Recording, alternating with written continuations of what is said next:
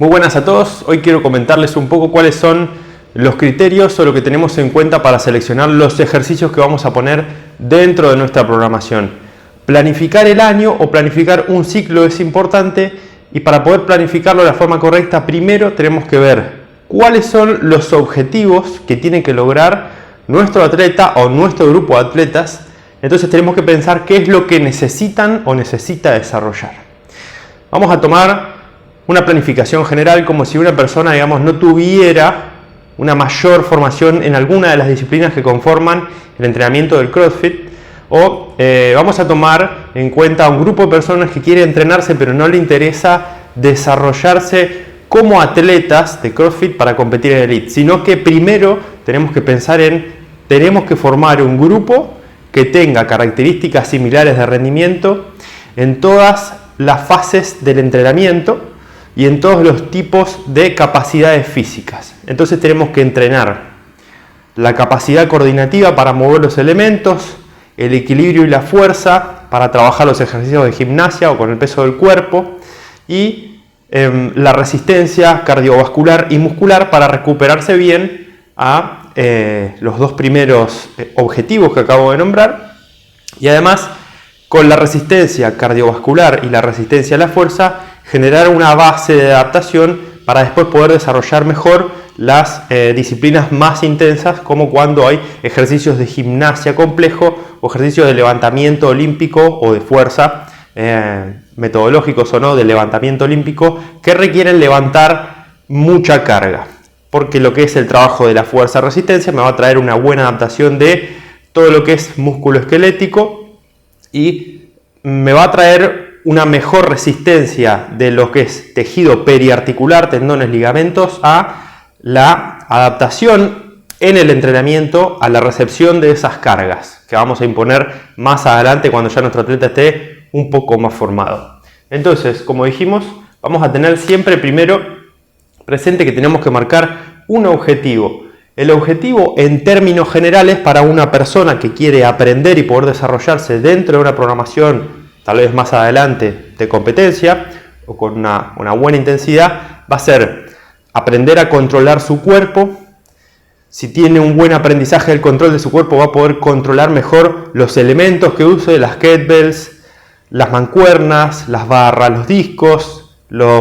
el chaleco, los sandbags, y va a poder mover mejor esas cargas. También va a poder desarrollarse mejor si tiene una buena propiocepción, una buena capacidad de control de su cuerpo en todo lo que es levantamiento olímpico, porque recordemos que el levantamiento olímpico tiene mucho trabajo de postura, tiene mucho trabajo de flexibilidad y de movilidad para poder mover las cargas pesadas, y va a requerir entonces, como en los ejercicios gimnásticos se entrena, control del cuerpo para poder controlar el elemento y capacidad coordinativa de la posición y percepción de cómo se encuentra su cuerpo. Entonces, podemos elegir como primer ejercicio,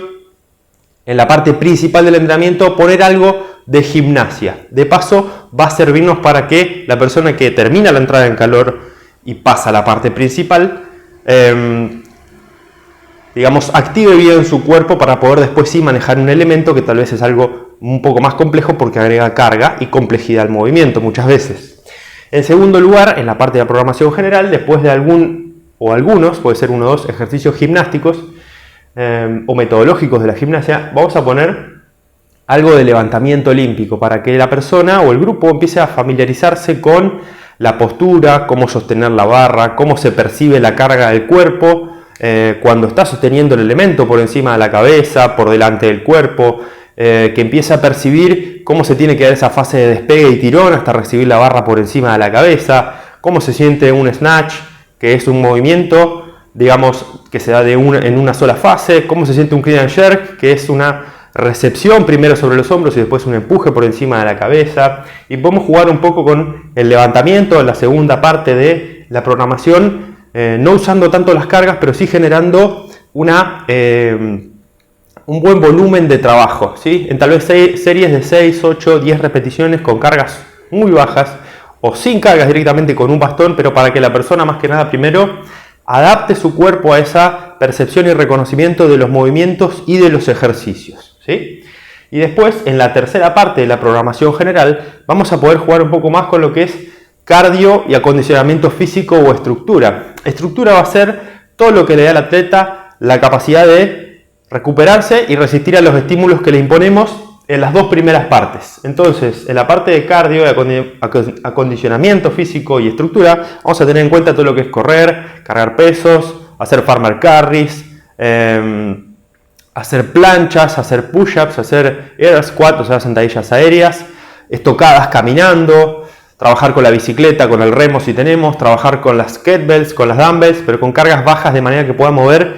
un buen volumen de trabajo, tal vez unas series de 15 a 20 repeticiones. Si nosotros logramos que en la primera parte,